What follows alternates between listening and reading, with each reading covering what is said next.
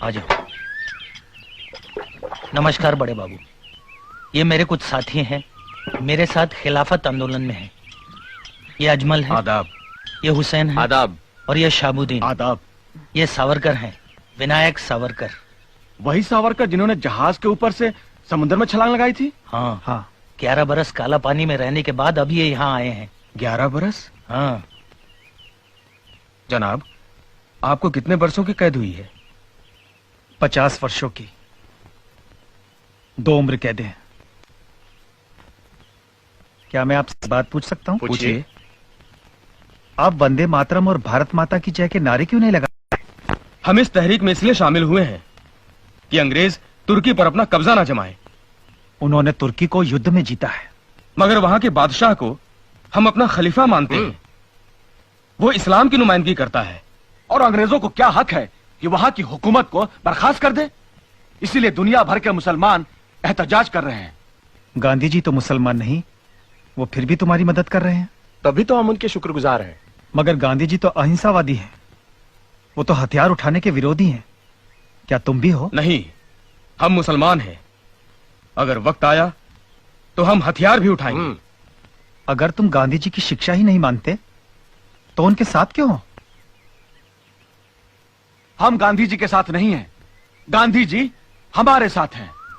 गांधी जी क्यों मुसलमानों को उकसा रहे हैं कि तुर्की का बादशाह ही तुम्हारा बादशाह है? क्या वो समझते हैं कि मुसलमान पहले मुसलमान है और बाद में हिंदुस्तानी?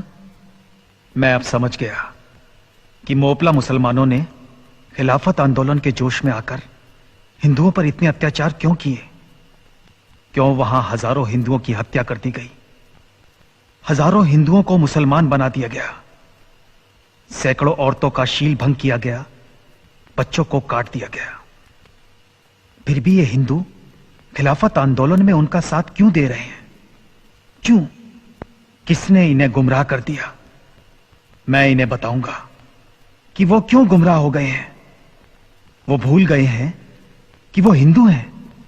उन्हें इस बात का ज्ञान नहीं कि हिंदुत्व क्या है। क्या है हिंदुत्व? हिंदू हमारा नाम है और हिंदुस्तान हमारी मातृभूमि है। सभी हिंदू एक हैं। हमारा राष्ट्र एक है। एक राष्ट्र, एक जाति और एक संस्कृति के आधार पर ही हम हिंदुओं की एकता आधारित।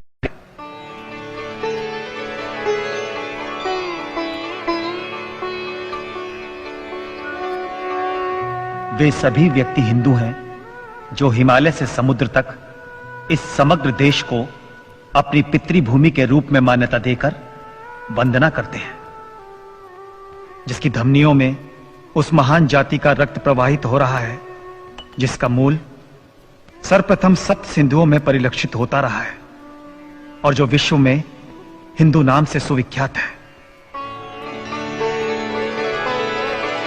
हमारा कर्तव्य है कि हम देश में रहने वाले हिंदुओं, मुसलमानों, ईसाइयों और यहूदियों में यह पवित्र भाव जागृत कर सके कि हम सब सबसे पहले हिंदुस्तानी हैं और उसके बाद कुछ और। भारतीय राष्ट्र का सारभूत विवेचन जो इस काल कोठरी में किया गया, वो सीखचों के बीच में से कैसे बाहर निकल गया और कैसे प्रकाशित होकर लोगों के पास पहुंचा, किसी को कुछ पता न चला।